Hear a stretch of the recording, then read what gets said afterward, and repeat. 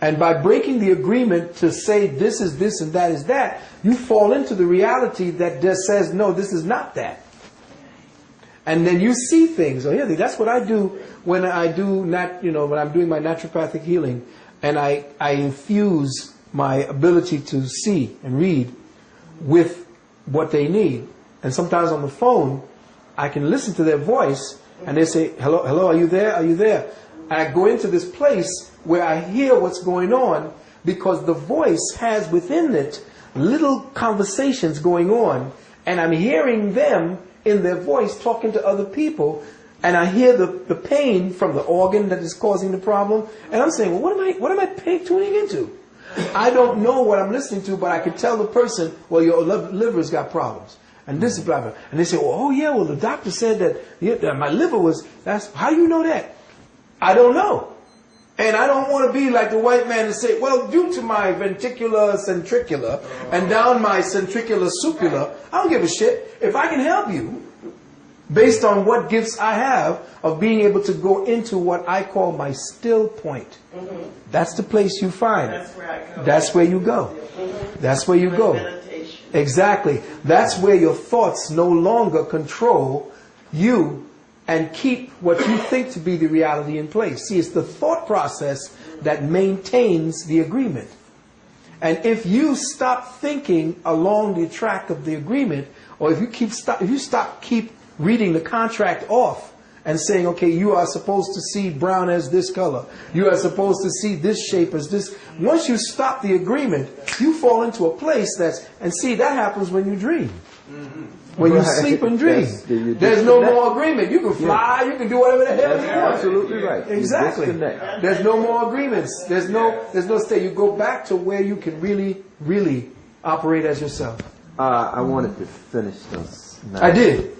It's on tape. You missed it. Well, yes, tell us the difference between the 6 and the 9. I mean, okay. Well, you see, within this 12-strand DNA, the 6 and the 6, they said Jimi Hendrix spoke about something. Say if 6 were 9, that's his song. Well, essentially, it's the same thing.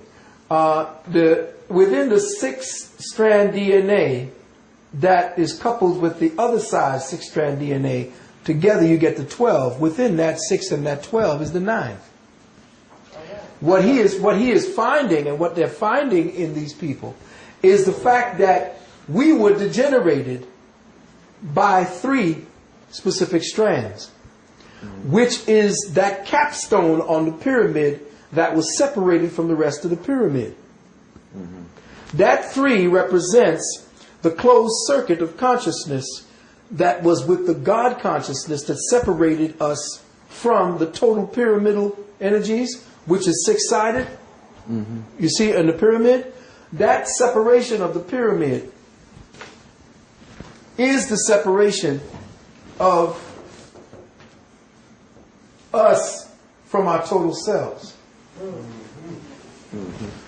You see, all this representing the 6 and the 9.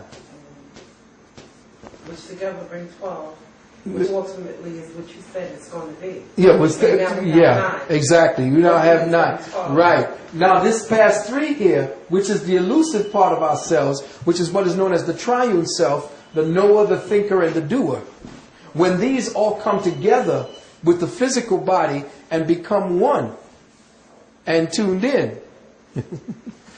no, go ahead. Oh, okay. I'm just getting a piece of chalk. Or become one and tuned in. Then that I, that is the all-seeing eye, which is the seed cell within the physical body, which is the all-seeing eye of the first eye, the pineal, that begins to awaken. This is known as, and because it is seen as the Holy Ghost, to show you when the Holy Ghost comes down, it has tongues of fire on top of your head.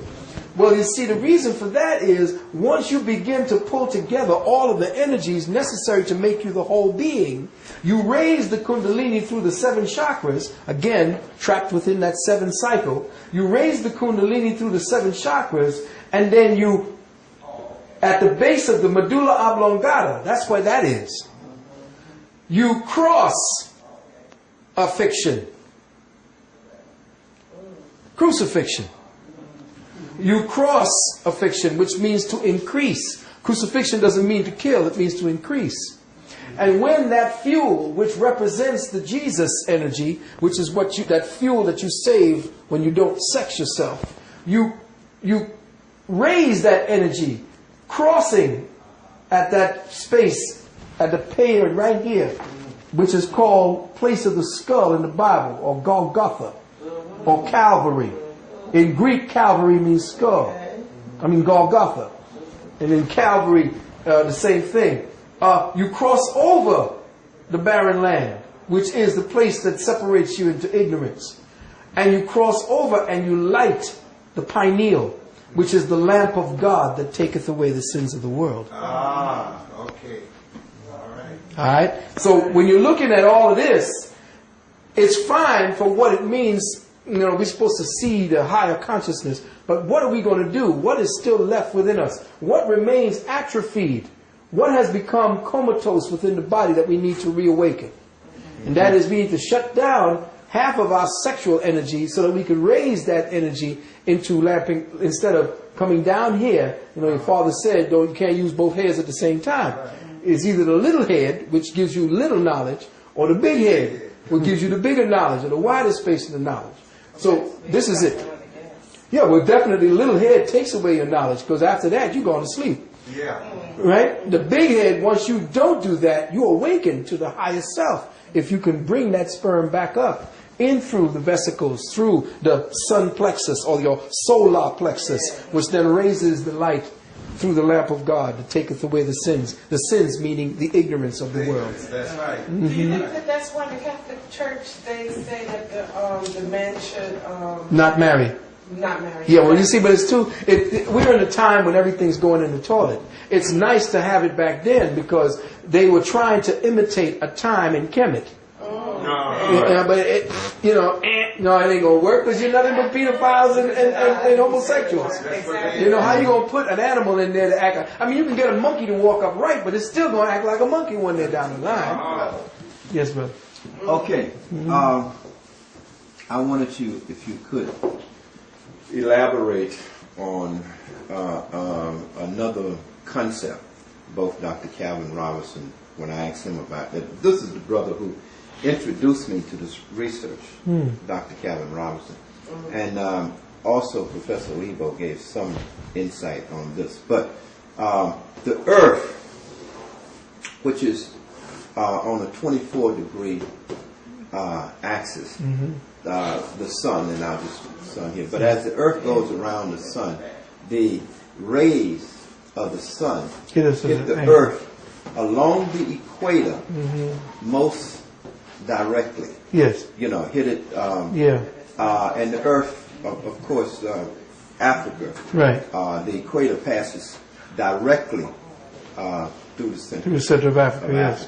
Which is directly below, essentially, right there, where they found the higher strands. Right. And also, Africa sits in the center of the Earth.